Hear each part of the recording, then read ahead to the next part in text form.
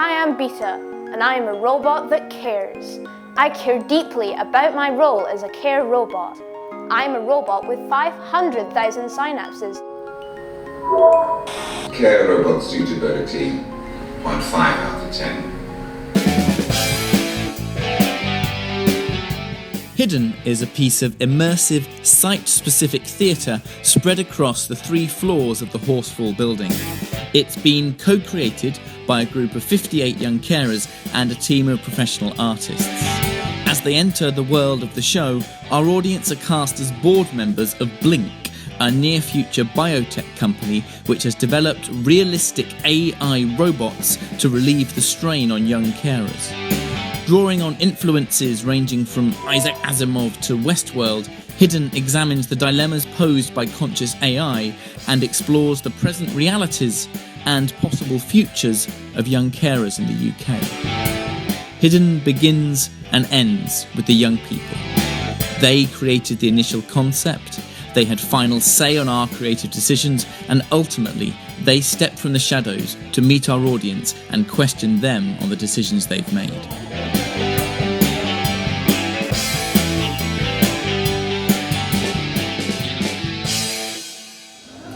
I think the show is really playful, but that simultaneously touches on some really big topics as well. Caring in the 21st century, what that might look like, how we interact with technology, who bears responsibility for care, and I hope that the audience both connects to the young people's stories and what they have to say, but simultaneously have an amazing time as well. Go into the first room and feel free to explore.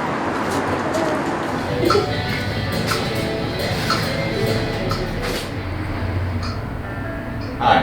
Hi. I'm John. I'm Andy. Nice to meet you, Andy. Can you do me a favour? Of course. Can you squeeze my friend's nose? Yes.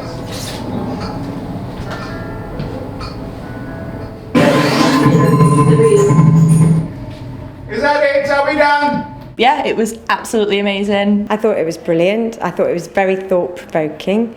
I really liked it. I just expected it to be sort of a bit like a normal show. Maybe we'd stand, move around a little bit with the actors, but I didn't think we'd be as involved as we did in you making all those decisions. I really didn't realise how interactive it would be and taking you into the different rooms. It's one thing sort of being sort of set apart and thinking about things in a very kind of like abstract way, and then being confronted with the kind of reality of the carers and their lives.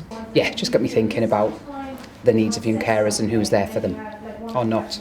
I'm actually a carer myself, my mum, so it's quite kind of relevant to me as well. I like designing the robots. But yeah, really amazing show, really interesting. Hidden was a play that was put together to show adults and older people about what young carers go through on a day-to-day basis and how they can help. For me, being a young carer, it's difficult, and because you start at a young age, it doesn't get better. I feel like it can be stressful, and I feel like sometimes people don't know how to relate to personal stresses that you're going through, or the relationship that I have with the person that I'm caring for, which is my mum, and why I do what I do. It can be hard, but it kind of is who you are. Because actually, until someone came around and said that I'm a young carer, I didn't think anything of it really. It doesn't affect me really, because I can still, it's easy to handle because I've done it all my life. I care for my mum and my brother. My brother has blind rages, emotional separation disorder, and a few others. Mum has arthritis and Raynaud's. The audience gets an opportunity to engage with the young carers directly after having the experience of choosing a robot carer and seeing what it's like for a young carer downstairs. The audience goes for a bunch of different rooms, and then they come up to the top, and then there's a group of young carers there, and they get to ask questions. Then we ask them questions, and then we just rate them out of 10. I'm strictly come down to this. Would you like to hear our views on whether we'd like to use a robot carer? Yes. Me personally, no, because there's a difference between a robot and a human. There is that thing about you can't go halfway with a robot, and humans are different to robots in terms of perception and judgment, because we can maybe show a little bit of empathy for one situation. So the Horseful is 42nd Street's creative venue and programme. So 42nd Street is a mental health organisation. We work with about approximately 2,000 young people every year from across Greater Manchester. This has all been an experiment created for you, by us, a group of young carers. It allows us to create a window on our work, but also a window for young people to talk to the world. It's a window that most of them have never had. So this is the box, and this is the young carer's childhood, and everything that's on the table is being locked into this safe. And the question is what it feels like to be a young carer, and you've got tools to do that with. And then I'm just going to draw like a load of emotions and colours and stuff. Do different colours link to different emotions? We've worked with a professional team, so the creatives, as it were, the writer, Tom Bowtell, who's a lot of experience of working with young people, the director, Annette Mees, who is a Dutch woman who is very innovative, does a lot of digital and immersive work, and she's very well known for the work she does around play and on immersing audiences and experiences. And then we brought with them a full professional theatre team to work with the young people. I had to design on 3 different floors a sonic environment that represented each different space.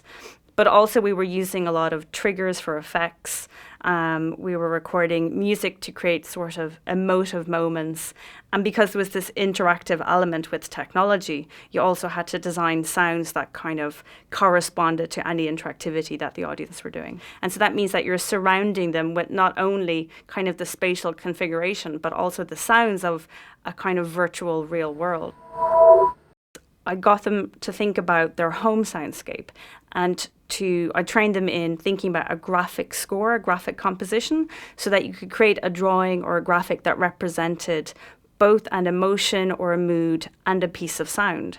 And so we'd get them into these groups and they designed this graphic score, and then I taught them how to use this iOS application software. It's a granular synthesis app, very simple, very user-friendly. And then they essentially composed, or they performed that soundscape that they had composed. So that was really interesting. But I guess we had long conversations about, feelings and emotions and sound and listening and stuff like that to prepare them for becoming these composers. So this is the Live Shout app. Gonna press it on. We were using this app called Live Shout, which was developed by SARC, the Sonic Arts Research Centre in Belfast and Queens.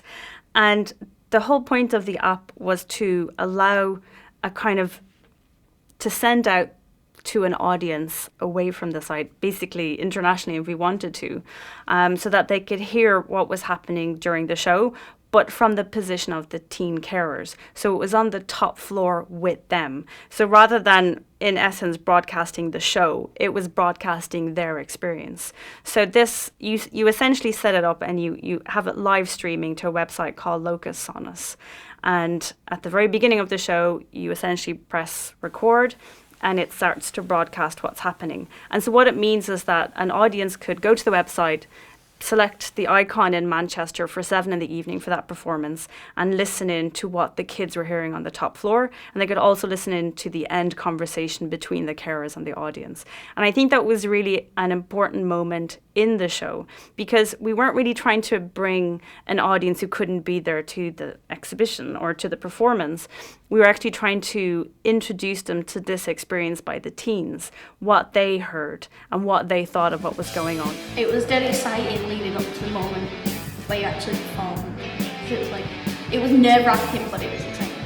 I think it was very effective on showing it to other people about what it's about to be a young carer. Well, I didn't want them to feel pity towards what we do. I wanted them to just understand. I feel like I've influenced and changed the perception of all 300 people that turned up to this theatre production. Changed it from being just a label to an actual realisation. I wanted them to just ask everything they wanted to know. A much broader understanding and idea of young carers. And I felt like a lot of the audience really understood that. I've had the opportunity to work with other young carers across Greater Manchester. It was really fun. We can do what we set out to do, which is to do useful and beautiful creative work, and it can speak to the wider public but still be relevant to young people. Can't, John. I can cook, I can perform minor surgery, and I can whoop your ass at chess. But I can't read poems, I sound ridiculous. You don't, you just think you do. Let's watch Countdown. Countdown's fun. Just try one more time.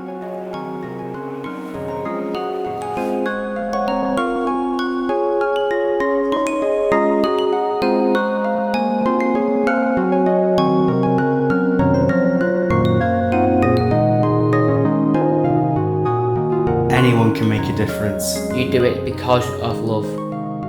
You do it because of love. You do it because of love.